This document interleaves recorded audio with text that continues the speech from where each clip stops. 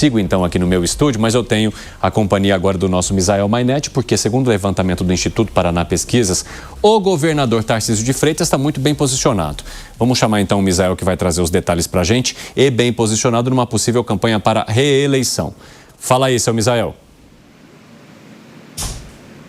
É o que ele queria, né? O que ele quer, a reeleição ao governo do estado de São Paulo. E a gente fala dessa pesquisa que foi liberada há pouco. Evandro, muito boa tarde para você, para todo mundo que acompanha o 3 em 1. Vou apresentar o primeiro cenário, onde a gente tem para o governo de São Paulo o atual governador Tarcísio de Freitas, do Republicanos, e também o ministro da Fazenda, Fernando Haddad. Vamos aos números. Nesse primeiro cenário, que inclui o ministro da Fazenda, Tarcísio, ele aparece com 48,4% das intenções de voto contra 25,5% do petista. Sendo assim, a diferença é de 22,9 pontos.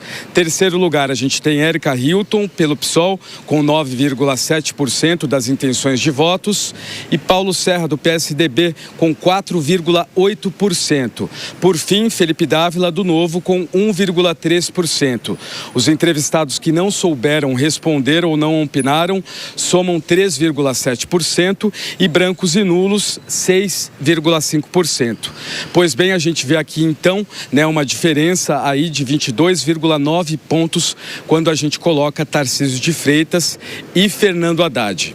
Agora a gente parte para um segundo cenário, onde a gente tem ainda o atual governador Tarcísio contra o vice-presidente da República, Geraldo Alckmin. Vamos aos números nessa disputa, nesse cenário testado, que engloba o nome de Geraldo Alckmin, do PSB. Tarcísio de Freitas conquista 46,6% das intenções de voto contra 26,1% do atual vice-presidente da República. Portanto, a diferença é de 20,5 pontos. Ainda nessa estimativa, a deputada federal Érica Hilton, do PSOL, sobe para 11,7%. Paulo Serra, do PSDB, 3,8% e Felipe Dávila, do Novo, com 1,6%. Esse levantamento da Paraná Pesquisas ouviu 1.680 eleitores na região metropolitana, do interior e do litoral paulista entre os dias 4 e 8 deste mês. A margem de erro é de 2,4 pontos percentuais. Só para apimentar um pouco mais a discussão, a gente teve a declaração ontem do líder maior do PT, Edinho Silva, dizendo que nomes como Geraldo Alckmin e Fernando Haddad têm musculatura política para concorrer com o atual governador de São Paulo, Tarcísio de Freitas, do Republicanos. Evandro. Obrigado pelas informações, Misael Mainetti. Um abraço para você. Vamos colocar então o primeiro cenário aqui no nosso telão para a gente já analisar. E nesse primeiro cenário nós temos Tarcísio de Freitas contra Fernando Haddad. E nesse caso o Tarcísio de Freitas aparece com uma excelente pontuação, quase 50% dos votos. Fernando Haddad aparece com 25% e a Érica Hilton do PSOL com 9,7%. Piperno, o que esse cenário traduz para você desses principais nomes? Porque também é de se observar que numa pesquisa assim, logo de cara, de saída, Érica Hilton do PSOL para um cargo como o de governadora de São Paulo já sai pontuando bem, melhor que inclusive que outros candidatos ali. Agora, está muito distante de Tarcísio de Freitas, assim como o próprio ministro Fernando Haddad, que também não apresenta muita musculatura contra o atual governador de São Paulo, o que pode reforçar inclusive a permanência de Tarcísio na tentativa de reeleição diante da manutenção do nome de Flávio Bolsonaro para a candidatura à presidência da República em 2026. Em relação a Érica Hilton, tem duas notícias. Uma muito boa para o pessoal e uma muito ruim. A muito boa é que realmente ela já começa bem, né? Uma surpresa, né? Perto dos 10% e tal.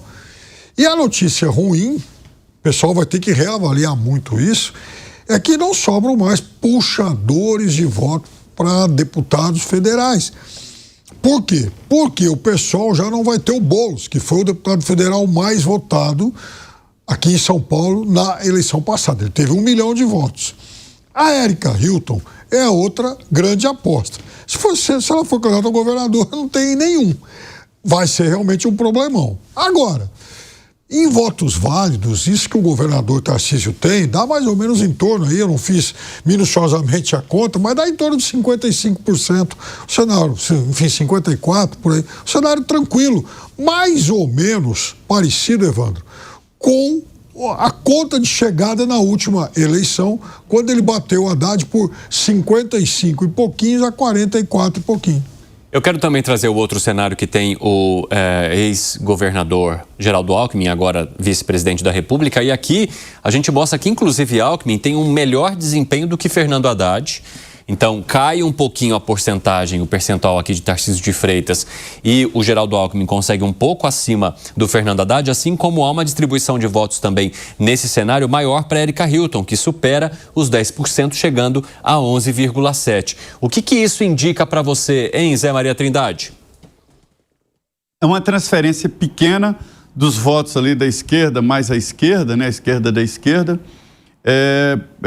que não colou no Alckmin. Mas esse quadro aí mostra claramente que o Alckmin ficou petista, né? Porque é mais ou menos o mesmo público, mais ou menos a mesma coisa. E mais, o PSDB mantém ali o Serra na faixa de 5%, né? 4%, 5%. Mas assim, eu conversei com algumas pessoas de São Paulo, inclusive empresários de São Paulo, que estão assim, numa dificuldade muito grande de defender permitir a saída do Tarcísio para o cenário nacional. Eles dizem que está funcionando o Estado, a infraestrutura, e politicamente, né, foi muito importante para São Paulo esta união de partidos. Eles não querem desfazer isso. Isso reforça aí a ideia de puxar o Tarcísio, Nunes, né, caso o Tarcísio não para o cenário de São Paulo. Olha, eu quero também ouvir você. Fala, Zé. Só para concluir, isso aí é eleição em primeiro turno. Exatamente, Zé Maria Trindade. Há uma possibilidade de primeiro turno, né? E mostra a força de Tarcísio de Freitas, a aceitação dele aqui no estado de São Paulo. O Bruno Musa, isso indica também que, diante das possibilidades que apareçam agora para Flávio Bolsonaro, ou com uma possível até aceitação do Centrão, sobre o nome de Flávio Bolsonaro para a eleição presidencial, que tudo indica que Tarcísio de Freitas, então, possa admitir ou aceitar aquilo que é seguro, ou seja, que é tentar ou conseguir, né, a partir dessa pesquisa aqui, a reeleição no estado de São Paulo? Veja, eu acho que sim. Eu acho, como eu venho falando, eu acho que está tudo muito em aberto. Tudo muito em aberto mesmo. E o Tarcísio, ele tá lá, jogando no campo dele tranquilo, da suposta reeleição ou tranquila reeleição em São Paulo, caso ele venha a concorrer, e também marcando presença, ainda em aberto, como pré ou possível pré-candidato à presidência. Ainda não está como pré-candidato, mas, ora, tenho ali uma marca. Se os números forem condizentes para ele, ok, eu entro como concorrente aqui da presidência e deixo o governo de São Paulo. Os números dirão, como eu venho falando, qualquer coisa que a gente faça além disso hoje é conjecturar, é um trabalho de especulação do próprio futuro com os ferramentais que nós temos disponíveis para hoje. Mas, para mim, ele deixa cravado esse ambiente claro de reeleição em São Paulo. Está lá. Isso está praticamente dado e certo. Se os números começarem a mostrar que faz sentido ele concorrer aqui e uma suposta candidatura do Flávio for mais longa e vier a fazer sentido, ele pode marcar terreno aqui. Cada vez mais eu ouço falar também, não sei se de fora da política apenas, do nome do Ratinho. Vale lembrar, o Ratinho Júnior, ele tem o pai dele que é uma máquina, especialmente onde o PT historicamente é forte. Ele está há 30 anos na televisão ali, falando para aquela classe da população mais pobre. Será que pode vir a ser o nome dele? Como eu falei, não sei, está tudo em aberto. Então, no meu entender, ele está jogando de forma estratégica, marcando espaço em cada uma dessas possíveis campos que ele venha atuar, e os números dirão. Para mim, ali março, começo de abril no máximo, é onde afunila tudo e aí sim a gente vai ter uma clareza do cenário como um todo.